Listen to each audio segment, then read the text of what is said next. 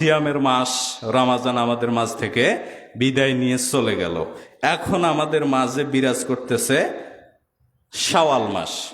তো আল্লাহ রাসূল সাল্লাল্লাহু আলাইহি সাল্লাম বলেন, কেউ যদি রমাজানের সিয়াম পালন করে, রমাজান মাসের ফরজ সিয়াম পালন করে এবং শাওয়ালের 6টা সিয়াম পালন করে, তাহলে 1 বছর সিয়াম পালন করলে যে নেকি হয় আল্লাহ তাকে সেই পরিমাণ নেকি দিয়ে দিবেন। তো 1 বছর সিয়াম থাকার সমান নেকি হবে যদি কোনো ব্যক্তি এই শাওয়াল মাসের 6টি সিয়াম পালন করতে পারে। সেই শাওয়াল মাসে আমরা বর্তমানে অবস্থান করতেছি। তো আমাদেরকে এই 6টি সিয়ামকেও মূল্যায়ন করতে হবে।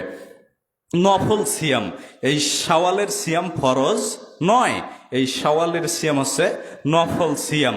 যদি আমরা পালন করি একটা নফল সিয়াম, আল্লাহ রাসূল সাল্লাল্লাহু আলাইহি সাল্লাম বলেন, কোনো ব্যক্তি যদি একমাত্র আল্লাহকে সন্তুষ্ট করার জন্য সিয়াম পালন করে, তাহলে আল্লাহ ওই ব্যক্তির মাঝে এবং জাহান্নামের মাঝে 500 বছরের ব্যবধান সৃষ্টি করে দিবেন। কোনো ব্যক্তি যদি আল্লাহকে সন্তুষ্ট করার জন্য সিয়াম পালন করে, তাহলে ওই ব্যক্তি মাঝে এবং জাহান্নামের মাঝে আল্লাহ দূরত্ব সৃষ্টি করবেন আসমান এবং জমিনের দূরত্বের সমান। তো এই নফল সিয়ামকে আমাদেরকে মূল্যায়ন করতে হবে।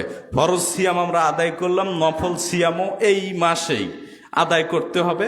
6টি ধারাবাহিকভাবে করতে পারেন বা 2 দিন পর 1 দিন পালন করতে পারেন, সুবিধা মতো আপনি পালন করবেন। তবে এখানে আরেকটি কথা, যারা মহিলা মানুষ হায়েজের কারণে 2, 4, 5, 7টি সিয়াম ছুটে গেছে, ওই পড়া সিয়াম আগে পালন করতে হবে, তারপরে এই সেটাই কথা নয়।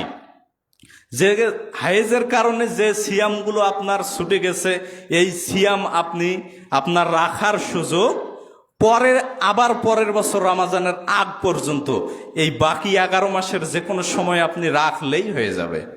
কিন্তু এই 6টা সিয়াম আপনাকে এই শাওয়াল মাসেই রাখতে হবে।